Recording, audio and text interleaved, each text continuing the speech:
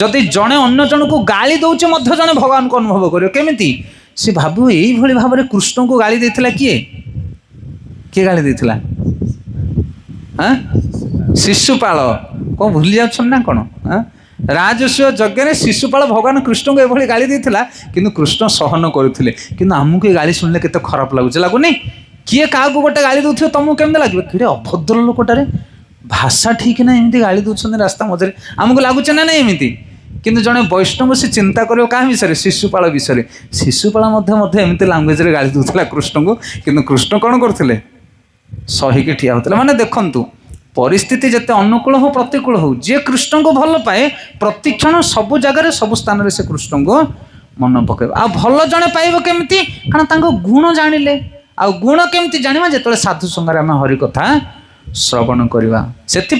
साधु संगरे जड़े भगवान कथा श्रवण कले से निश्चित भाव में भगवान को भल पाइब आउ सेटा हूँ भगवान सहित संपर्क स्थापन करिवार सबुठारु उन्नत स्तर कारण जहाँ हृदय जे भगवान को चिंता करुँचा हूँ भगवान सबुठारु बड़ उपहार आउ किछि भगवान चाहती नहीं तेणु जदि आपण भगवान सहित संपर्क स्थापन कर जीवन में सुख और आनंद पाइबा चेष्टा कर सिंपल केवल सत्संग अटेंड करंतु साधु मान मुखर हरिकथा श्रवण करंतु देखिए आपण सहित भगवान गोटे सुदृढ़ संपर्क तैयारी हो।